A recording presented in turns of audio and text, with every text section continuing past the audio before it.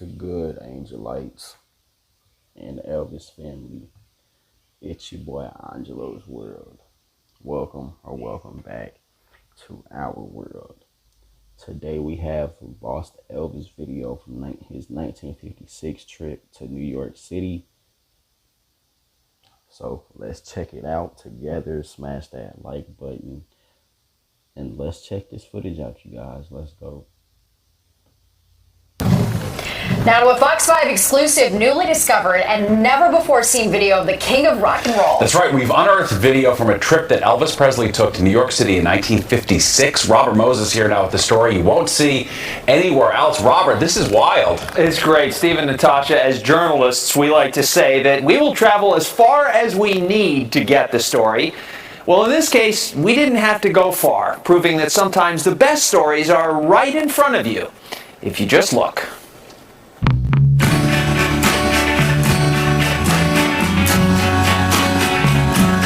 As far as the eye can see, a press of excited youngsters from all over the region are on hand for the return of Elvis Presley to Tupelo, Mississippi, the town where he was born. In September of 1956, nearing the apex of his rise to stardom, Elvis Presley received a hometown hero's welcome.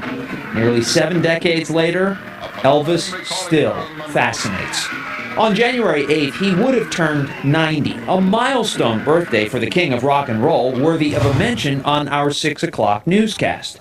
Producer Max Weiskopf asked managing editor Peter Fassini to find footage to use on the air that night. The Fox Movie Tone archive had been digitized over the last couple of years, which makes it kind of easy to find things. There was this one clip, this one file that came up. And I'm looking at it and I'm like, okay, this looks different to me. There seemed to be a good story here. Peter examined the unedited silent clip, which runs a little more than 2 minutes, frame by precious frame. What is Elvis doing and where is he? Almost immediately, the slate offers some key clues. The date, October 29th, 1956, and the director, R. Webb, as in Robert Webb. A quick search reveals that on October 29, 1956, Elvis was in New York City shooting a new ending scene for Webb's movie, Love Me Tender. Love Me Tender, Elvis's first feature film. It was just in the archives, a terrific find. Brooklyn College film professor Foster Hirsch, the author of Hollywood and the Movies of the 50s, saw the film when he was 13 years old. The shrieks from fellow audience members forced Hirsch to go back and see it again. I wanted to find out if he could act, because I thought if I wait a week or two, the pandemonium will die down, and it did. It did. You could hear his dialogue after about a week or two, but not the opening weekend. And what about that ending? Our story, after all, revolves around that infamous ending. When they were previewing it to audiences, the reaction was extremely negative. Teenage girls were not happy that Elvis, spoiler alert, dies at the end of this film. Producers added a scene to cushion the blow of his death, showing the ghost of Elvis on screen singing the title song Love Me Tender. Happiness will follow you. It is this ending that Elvis was recording in New York on that October day in 1956. But there is still the issue of where. Where in New York City is he recording it? Again, the video speaks, albeit silently, when Elvis walks out of the studio and onto the sidewalk to greet his fans. It was just blind luck. This building looks familiar to me. And I kept pausing it and going back and looking at the experience like, I think I know where this is. How many times have you walked by that building? Dozens. The building, an old carriage house, sits on the north side of East 69th Street between 3rd and Lex, just 2 blocks from our television station. The building once housed Junko Studios. Isn't it amazing? You can walk the streets of Manhattan and not realize what has happened in that spot years before. It's pretty cool. So we figured out the where and the what, but we still wondered, so what? How significant of a find is this 2-minute clip? Where do you go for the answers? And it took me a little bit, and you go to Graceland. And that's when I called Angie. My name is Angie Marchese, and I'm the Vice President of Archives and Exhibitions at Elvis Presley's Graceland. Angie Marchese was 5 when Elvis died. I feel like he's like a long lost uncle that I know everything about, but I never had the opportunity to meet. Angie started working at Graceland when she was 17. She is the world's foremost Elvis expert. If she hasn't seen it, nobody has. So she, of all people, can put the discovery in perspective. It's very rare, especially almost 50 years after someone has passed away, to find something that's truly never been seen before. All the casual behind the scenes and interacting with the director and meeting the fans outside and the studio and him going to the car, all of that stuff was brand new to me. To find 2 minutes of unedited Elvis film from 1956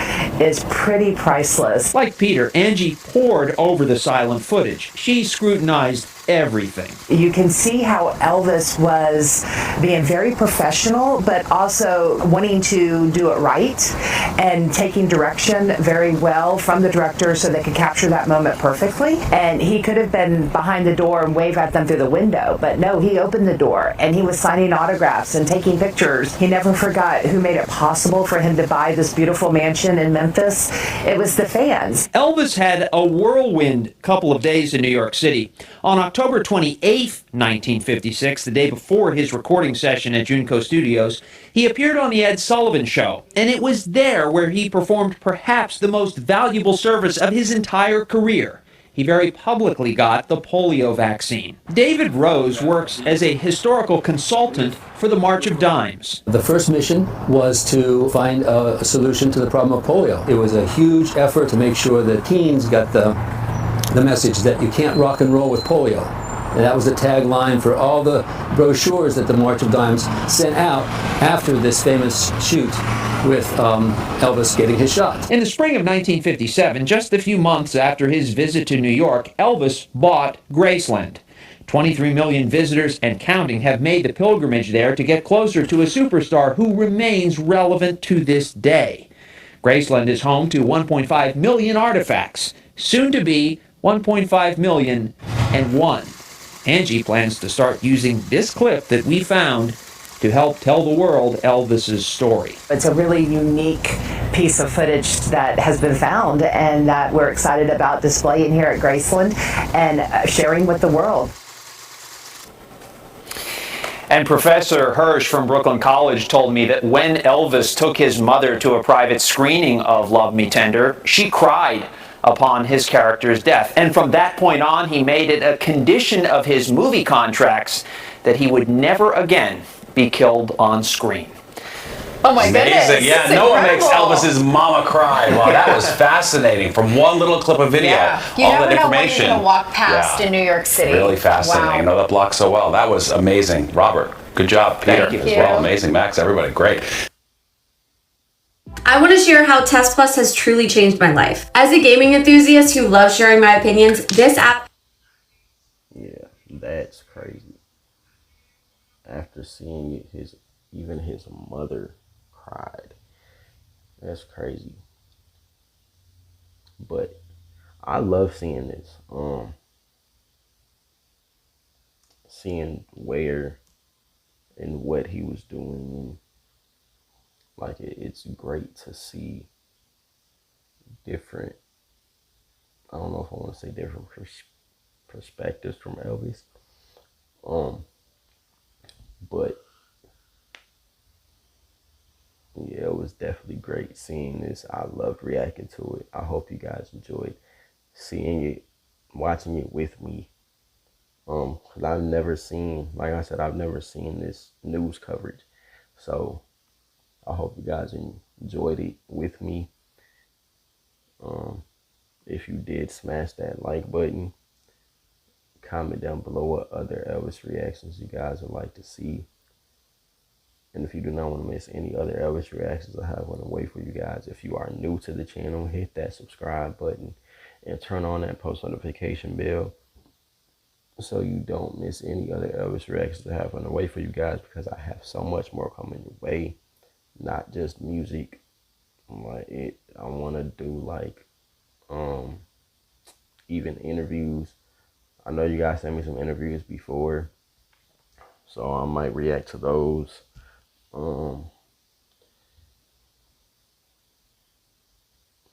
Even like news coverages like this, if you have any news coverage, like I said, if you have any news coverages like this you guys would like me to react to, feel free to send it to me. If there are any documentaries you guys would like me to react to, feel free to let me know and I'll make sure to get it done. Let me know, you guys. But again, I hope you guys enjoyed it. If you did, smash that like button. Comment down below what other Elvis reactions you guys would like to see. And hit that subscribe button and turn on that post notification bell if you do not want to miss any other Elvis reactions I have on the way. While you're at it, go check out my very last video, my reaction to Never Been to Spain live in 1972. That video will be over here. So make sure you guys go check that out. And one more thing, Elvis reactions will now be out every single week. So just stay tuned, you guys. Whether that's Monday, Wednesday, or Friday, just stay tuned. But I'll see you guys in the next one. I'm out. Peace.